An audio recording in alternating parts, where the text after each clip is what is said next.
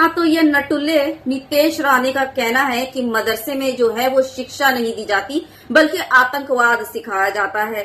देख लीजिएगा, इसी तरह के जो नेता है ना, जिनका ना कोई काम ना धाम, बस नेता बनकर कुर्सी पर बैठ गए हैं और अपने आप को लाइमलाइट में रखना है और अपने आसपास जितने हैं वो चेले चपाटियों को और वो जो है ना धर्म का नशा करने वाले, उनको अपने आगे पीछे रखना है। तो उनको कैसे रखना होगा? जब तक आप ये 2-4 गालियां मुसलमानों को नहीं देंगे, मुसलमानों को बुरा भला नहीं बोलेंगे, तब तक आपके आगे पीछे जो है वो भीड़ नहीं लगी रहेगी। क्योंकि अगर आप काम करते तो भीड़ लगी रहती है एक तरह से, लेकिन ना आपका काम ना धंधा, कुछ भी नहीं, तो कैसे आप अपने चारों तरफ भीड़ लगाएंगे? तो भीड़ लगाने का तरीका ये हो गया है। तो ये नटुल्ले महाराज का कहना है कि मदरसे में जो है वो आतंकवाद सिखाया जाता है, पढ़ाई नहीं कराई जाती। तो क्यों बे, अभी के अभी एहसान भूल गया?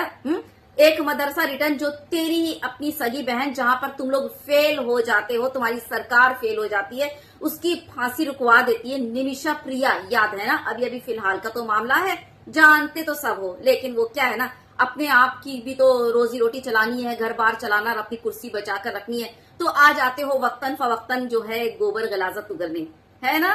जहां तुम्हारी सरकार फेल हो जाती, जहां तुम्हारे जितने भी हैं वो हथकंडे फेल हो जाते हैं, वहां एक मदरसा रिटर्न जिनका नाम है अबू बकर मुस्लियार, वो सामने आते मुफ्ती साहब और शरिया कानून को मद्देनजर रखते हुए वहां के लॉ को, यानी कि शरिया कानून के हिसाब से उस तुम्हारे उस हिंदू धर्म की बहन की जो है वो फांसी रोक देते हैं। और मुझे पूरा यकीन है कि जिस तरह फांसी रुकी है उस तरह उनकी जिंदगी बख्श दी जाएगी, है ना? लेकिन तुम लोग क्या बोलूं, वो जिस थाली में खाते हो उसी थाली में छेद करते हो। अब बोलोगे कैसे?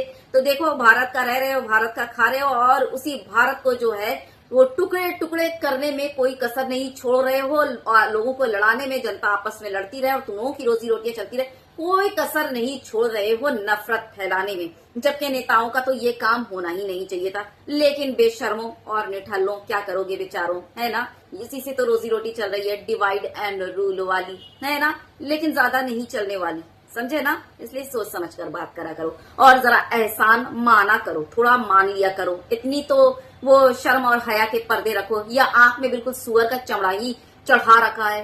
हाँ, सुअर का ही चमड़ा है, तभी तो इतना बोल ले रहे हो, वरना क्या बोलूं, शरीफों का और जो वो होते हैं ना, उनका तो ये काम नहीं है। शेयर कीजिएगा ज्यादा से ज्यादा।